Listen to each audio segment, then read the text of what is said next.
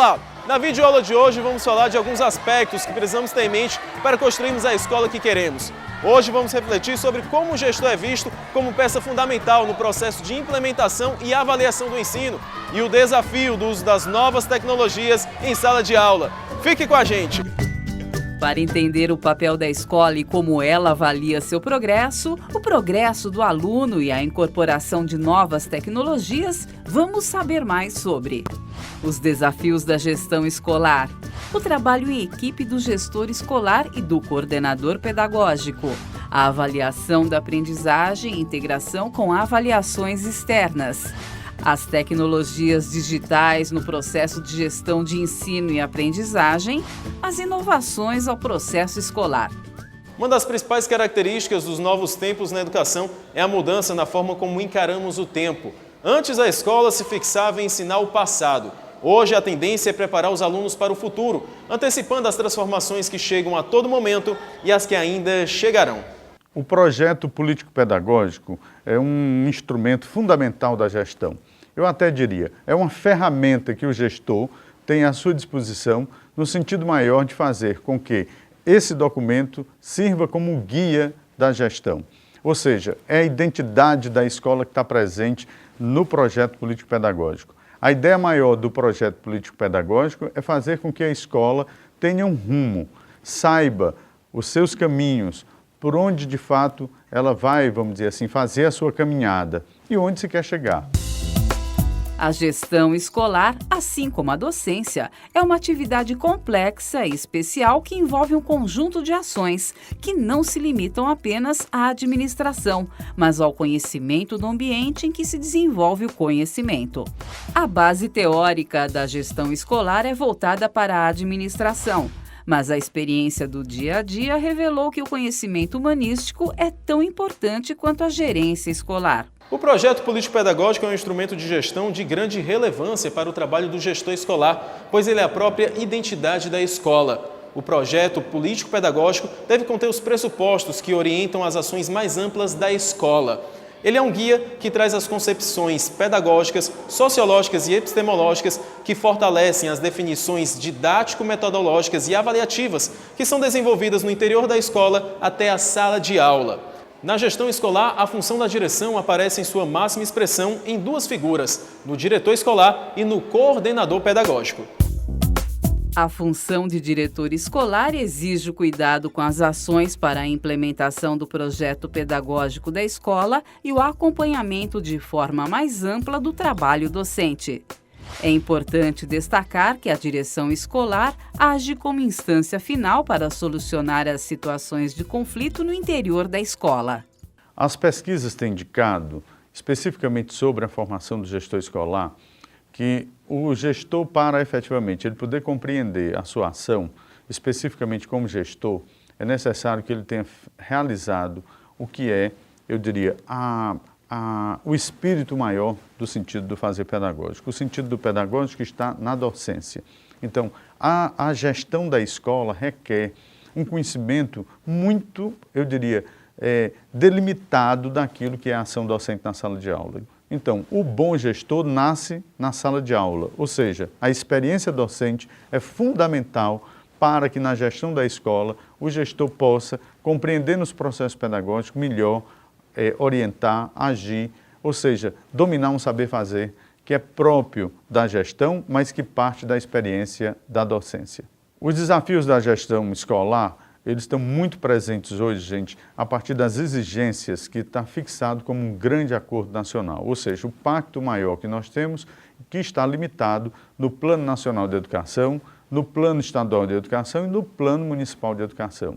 Ou seja, o gestor escolar tem que conhecer esses documentos, seja no âmbito nacional, o Plano Nacional de Educação, no âmbito do Estado, o Plano Estadual de Educação ou no município, o Plano Municipal de Educação, para que ele possa saber quais são as metas e as estratégias que ele vai elaborar no âmbito da sua unidade escolar, como ele melhor pode atender a sua comunidade, cumprindo o sentido maior desses planos que orientam o atendimento da universalização e a democratização da escola para que a gente possa, daí, construir qualidade e saber fazer uma escola melhor que possa atender às necessidades da nossa criança e da nossa comunidade. O planejamento estratégico é uma ferramenta fundamental para que o gestor possa melhor organizar as suas ações no cotidiano, nas atividades, naquilo que efetivamente é o fim a que a escola tem como determinação. Portanto, é preciso que você possa, enquanto gestor, seja diretor da escola ou coordenador pedagógico, possa compreender que é fundamental se conhecer a missão da escola. Ou seja, como a comunidade vê a nossa escola, como compreende a nossa escola. Isso é a missão da escola. Porém, a escola pede, como organização complexa, uma visão. Você chegou na escola hoje. Daqui a 5 anos, ou 4 anos, ou daqui a 3 anos, ou daqui a 2 anos, quando você sair da gestão, como você quer deixar a sua escola? Então essa é uma visão. Você olha para o futuro e vê, à luz da missão, como você pode efetivamente melhorar a partir dos seus indicadores, das avaliações, dos resultados daquilo que você tem como efetivo do conteúdo da escola, como você pode melhorá-los para que, lógico, o seu percurso na escola possa deixar a instituição melhor do que você recebeu. Mas é preciso definir bem objetivos. Objetivos são fins, ou seja, onde nós queremos chegar, onde se quer levar a escola, por exemplo, a cada mês, a cada semestre, a cada bimestre, a cada ano. É necessário que o gestor tenha essa clareza, então os objetivos nos ajudam a isso. E aí, fixar metas. Os objetivos, a partir dos objetivos, digo melhor, fixamos as metas. Então as metas são os objetivos quantificáveis. A gente quantifica os objetivos pelas metas. Fixadas as metas, é necessário um plano de ação. E o plano de ação é preciso que ele se realize e aconteça todos os dias. Diretor escolar e coordenador pedagógico, a experiência tem revelado que essas figuras, elas são fundamentais no âmbito da escola. Ou seja, o diretor e coordenador pedagógico, como autoridades maior, que fazem o ambiente da escola, que organizam e que dão a liderança da escola, não podem competir entre si. Vocês, diretores e coordenadores, são líderes do processo pedagógico. Como líderes do processo pedagógico, vocês devem trabalhar integrados. A concepção do ensino requer o entendimento da gestão da sala de aula e do ensino como inseparáveis. O planejamento e a ação do docente em sala de aula devem ser compreendidos de forma integrada. Rotinas do trabalho pedagógico são: orientar o professor na metodologia e no processo didático da disciplina, pesquisar e estudar metodologias e didáticas específicas, buscando construir processos ativos de aprendizagem, propor instrumentos diferenciados de avaliação, adequando-os ao processo didático. Consulte o seu fascículo para mais indicações. Quanto tempo é preciso para aprender? Quem define os dias necessários e a carga horária das escolas, se cada região e cada grupo de alunos são tão diferentes entre si? Os gregos diziam na antiguidade que o tempo se divide de várias formas. Tem o Cronos, que é o tempo do relógio, do cronômetro, das horas do dia. Tem também o tempo Airon, que dignifica o tempo de viver intensamente. Tem ainda o tempo do ócio, que se chama escolé. Como nós nos adaptamos a todos esses tempos? O tempo de concentração dos alunos varia de acordo com a sua faixa etária.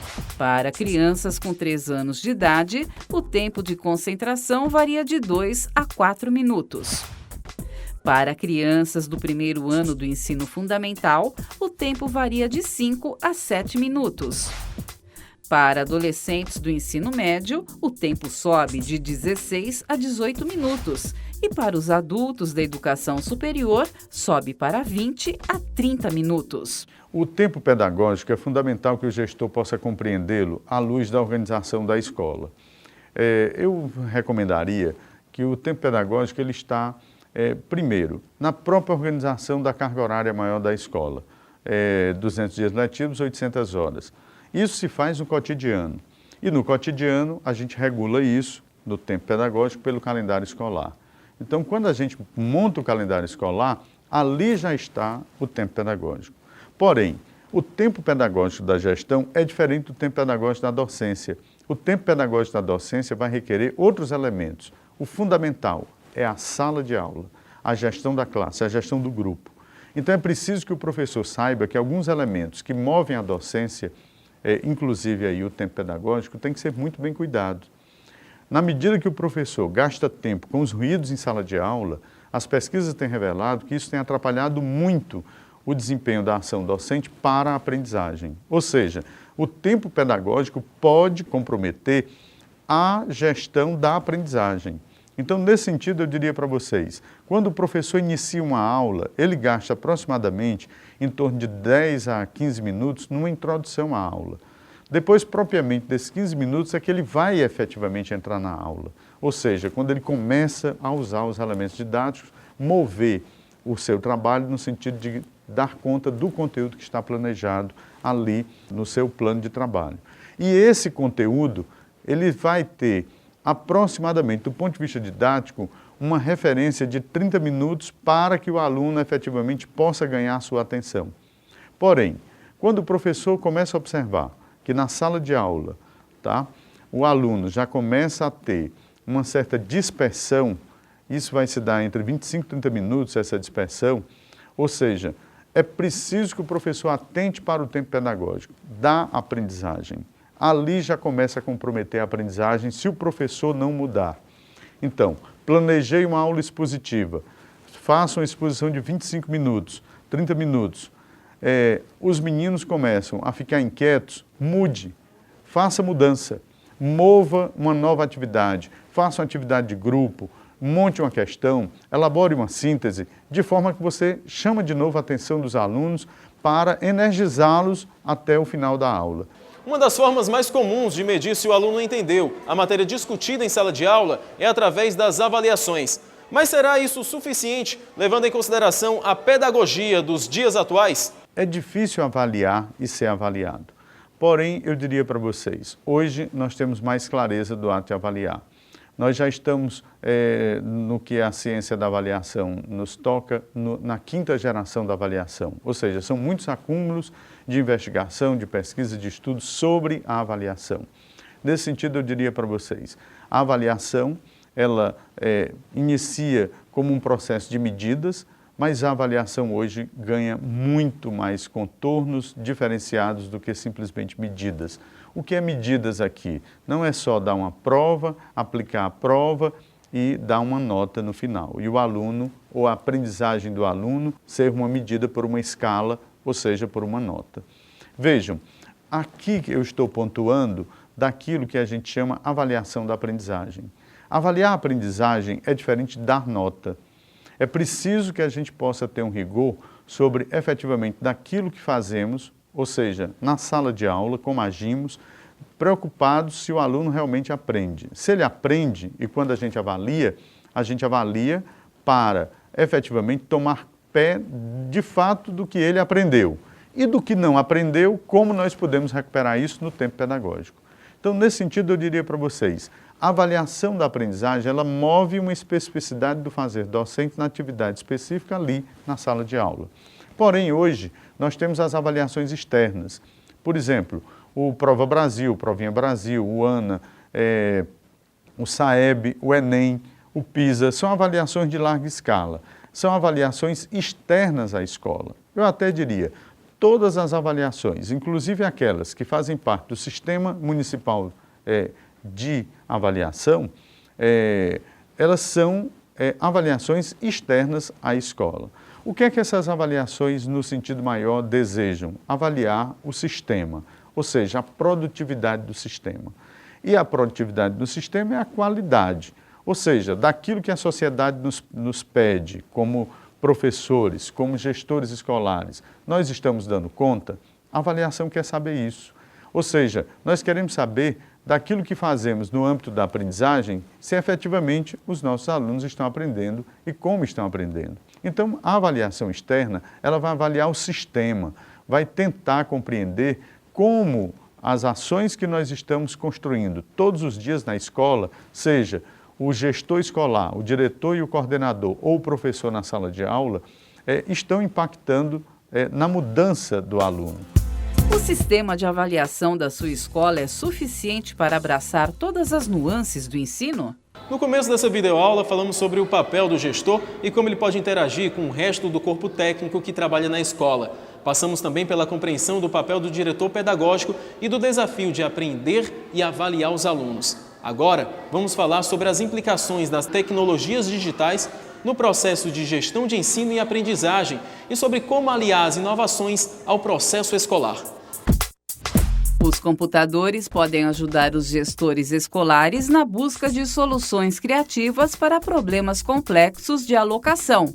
Por exemplo, lotação dos professores, construção do calendário escolar e apoiá-los no monitoramento cuidadoso da forma como a escola funciona.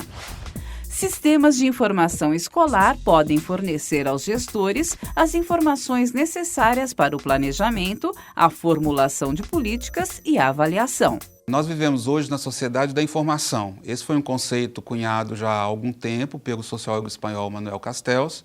E isso significa que hoje a grande maioria das nossas ações na nossa sociedade estão permeadas pelas trocas comunicacionais entre as pessoas e entre as pessoas e as máquinas.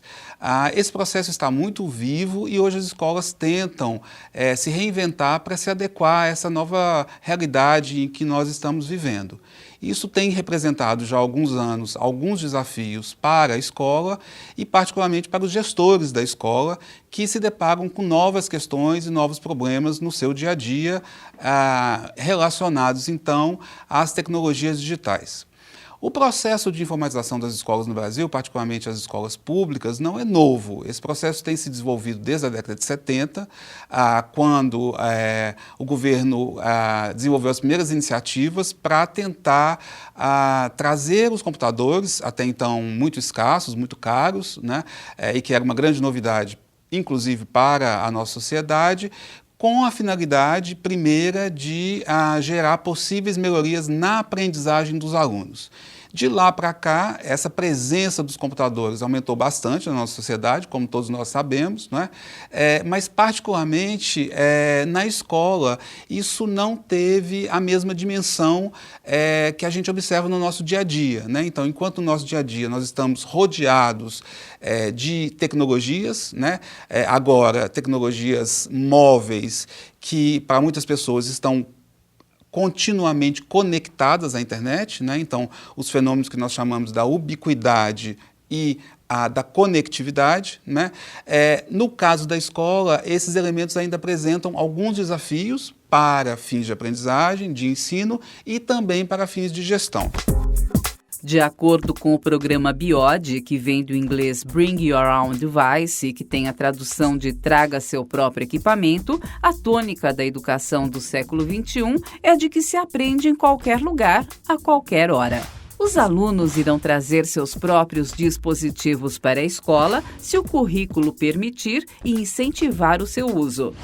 Os professores vão incentivar os alunos a integrar a tecnologia ao conhecimento. Vão também alertar para a necessidade de uma formação continuada. As tecnologias da informação e da comunicação foram sendo incorporadas lentamente na escola desde a sua criação. Entre os problemas-chave para uma implementação efetiva está a lenta mudança na crença de professores e nas expectativas da comunidade. Se, por um lado, parte do corpo docente diz que não sabe lidar com as novas tecnologias, por outro lado, a comunidade diz que não entende a mudança na forma tradicional de ensino para o ensino através das novas tecnologias. Alterar a crença de docentes e da comunidade é o primeiro passo para o êxito. No caso da escola brasileira, a gente tem vivido 4 grandes dificuldades no que se relaciona a esse processo chamado de informatização da escola, né? O primeiro deles é o fato de que a escola ela tem sido tradicionalmente uma instituição um pouco avessa a mudanças muito abruptas. Isso não se refere a um elemento negativo, mas sim a um elemento cultural, um traço cultural da instituição escolar, que inclusive não se limita apenas ao Brasil. Estudos no exterior também mostram essa característica. Uma outra característica, essa sim diz muito respeito ao nosso país, né, que se refere ao custo muito elevado dessas tecnologias. E a gente tem um país de dimensões continentais e sempre um desafio para o nosso governo disponibilizar verbas que permitam uma informatização, digamos, adequada do grande número de escolas públicas que nós temos hoje no Brasil. Um terceiro ponto que significa um grande desafio é a questão da formação dos professores, né? A gente tem visto aí ao longo das décadas um esforço bastante significativo de promover essa formação docente, mas temos a sensação de que ela sempre deixa algo a desejar devido à grande mudança e à rápida mudança que as tecnologias e os usos que nós fazemos das tecnologias se processam na nossa sociedade. E, por fim, uma questão que já foi bastante mais grave, mas que ainda se apresenta de forma significativa, é o fato de que a grande maioria dos programas, dos softwares que nós usamos no nosso dia a dia, com os quais os professores e os alunos e os gestores estão muito familiarizados, eles não foram desenvolvidos para fins educacionais, né? Então a escola enfrenta há muitos anos, não é uma questão nova, esses 4 desafios que eu acabei de mencionar. E no caso da gestão, isso tem alguns impactos, porque isso interfere inclusive com a rotina da escola, com a infraestrutura da escola, né? De questões mais básicas como tomadas para carregar esses diversos dispositivos móveis que estão chegando, até um controle e um acompanhamento para garantir uma qualidade, uma segurança e uma gestão desses equipamentos, né? Além disso, com a popularização da internet, muitas atividades de aprendizagem, mas também de gestão, elas têm sido desenvolvidas de forma digital, ou seja, o gestor ele depende cada vez mais de interfaces digitais para realizar o seu trabalho. Isso em vários aspectos facilita o trabalho do gestor, mas em alguns aspectos também representa alguns desafios, porque às vezes o gestor não está muito acostumado a trabalhar dessa maneira e às vezes a escola ainda tem uma infraestrutura frágil que não permite a completa execução da potencialidade dessas interfaces, desses programas, desses portais que estão hoje conectados, inclusive nacionalmente. Então, o gestor hoje ele dá entrada em dados muito específicos da escola dele e esses dados já são automaticamente transferidos para Brasília, para um banco de dados nacionais, e isso é cobrado do gestor. No rol dos desafios e das novidades que estão colocadas hoje para a escola, e particularmente para a escola pública, nesse campo das tecnologias digitais, dos dispositivos móveis, os telefones smartphone, os tablets e a internet, nós temos 3 elementos bastante importantes. O primeiro elemento é a aprendizagem pela internet. Então, a gente já tem em diversos países, mesmo na educação básica, algumas escolas oferecendo cursos, disciplinas ou atividades de forma bastante significativa, em que o aluno estuda pela internet. Isso gera uma série de ganhos, possivelmente, para esses alunos, mas, como a gestão pode antever, coloca uma série de mudanças na forma como a escola funciona, né? Algumas delas possivelmente até positivas, né, e que podem facilitar, então, o processo de gestão, mas isso vai demandar uma adequação da forma como a escola é gerida para que essas atividades possam ser oferecidas de forma benéfica para os alunos visando ganhos de aprendizagem. Não é isso? Um segundo elemento que também tem sido desenvolvido de forma bastante significativa no exterior é uma prática que em inglês se chama BIOD. O que é o BIOD? É uma prática em que a escola passa a funcionar com os dispositivos tecnológicos dos próprios alunos. Em vez de a escola ter apenas as tecnologias, no caso da escola pública, fornecidas pelo governo, o aluno traz para a escola, seja o seu notebook, seja o seu telefone celular, smartphone, seja o seu tablet, e a partir do uso desses equipamentos dos próprios alunos, o professor desenvolve algumas atividades, né?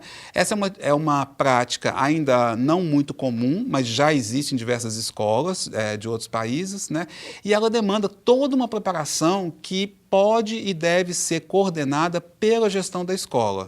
E o terceiro ponto, como eu mencionei, se refere aos padrões dos programas, dos softwares que são usados na escola. Então, hoje no Brasil, a gente já tem uma certa tradição do uso dos padrões de software livre, né? O software livre tem crescido cada vez mais, ele gera, primeiramente, uma economia incrível do ponto de vista de recursos financeiros para a escola, e ele tem um significado muito especial na medida em que ele cria um padrão em que os usuários, no caso professores, gestores, alunos, não estão dependentes das grandes indústrias que manufaturam os programas de computador, mas sim possibilitando a obtenção desses programas de forma livre e gratuita na internet. As dificuldades das escolas públicas em ultrapassar a falta de acesso às tecnologias são muitas. O professor e pesquisador José Moran afirma que a união de todos os segmentos da comunidade escolar podem ajudar a ultrapassar alguns desses desafios. As redes colaborativas são espaços essenciais que propiciam a troca de informações e experiências, contribuindo para o encontro de soluções para superar as dificuldades de implementação das novas tecnologias. Na videoaula de hoje, vimos que o trabalho em equipe do gestor escolar e do coordenador pedagógico é essencial para um projeto político-pedagógico bem definido. Vimos que a avaliação precisa ser repensada, assim como as implicações das tecnologias digitais no processo de gestão e aprendizagem. Para aprofundar a discussão levantada por esta videoaula, continue nos acompanhando. Veja as aulas do curso no ambiente virtual da Fundação Demócrito Rocha. Consulte sempre o seu material didático e tire suas dúvidas com o tutor online. Até a próxima!